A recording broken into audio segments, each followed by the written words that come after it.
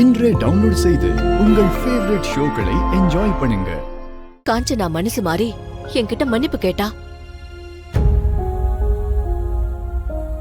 அப்புறம் நாங்க யாருமே எதிர்பார்க்காத ஒரு சம்பவம் நடந்து போச்சு.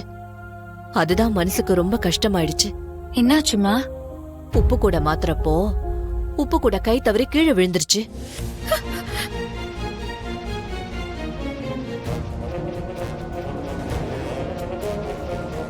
என்னம்மா இப்படி சொல்றீங்க? சரி, நீங்க ஒன்னும் கவலைப்படாதீங்க. கடவுள் எல்லாத்தையும் சரியா நடத்தி கொடுப்பாருன்னு நம்புவோம்மா. எல்லாமே நல்லபடியா நடக்கும். நல்லதாவே தான் நடக்கும். நீ சொல்றதும் சரிதான். நான் கூட என்ன இப்படி ஆயிடுச்சேன்னு ரொம்ப குழம்பி போயிட்டேன்.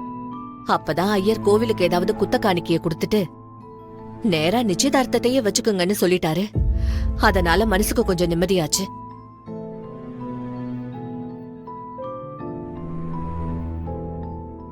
ஏய், எனக்கு எல்லாம் தெரியும். நீதானே திருவுக்கு போன் பண்ணி சொன்ன.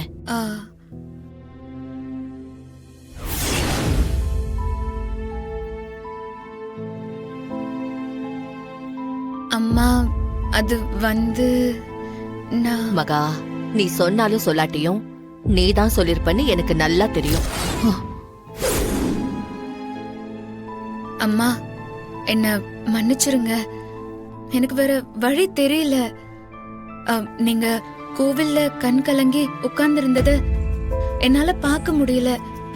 ஏதாவது பண்ணி உங்களை அந்த சடங்குல கலந்துக்க வைக்கணும்னு என் மனசு சொல்லிக்கிட்டே இருந்துச்சு. அம்மா, அவரு உங்க பையன்மா. இந்த உலகத்துல அவர்கிட்ட எல்லா உரிமையும் இருக்கிற முத ஆள் நீங்க தான். அப்படிப்பட்ட நீங்க இல்லாம அந்த சடங்கு நடக்க கூடாதுன்னு நினைச்சேன். அதனாலதான் அந்த அம்மன் மேல பாரத்தை போட்டு நான் சாருக்கு கால் பண்ணி பேசிட்டேன்.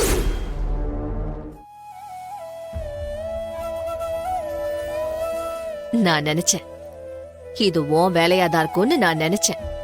நீ இந்த வீட்டுக்கு வந்து கொஞ்ச நாள் கூட ஆகல.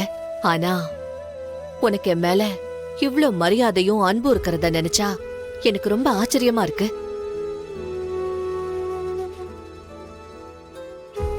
அந்த சடங்குல மட்டும் நீங்க கலந்துக்காம போயிருந்தா அவர் மனசு எவ்வளவு கஷ்டப்பட்டிருக்கும்.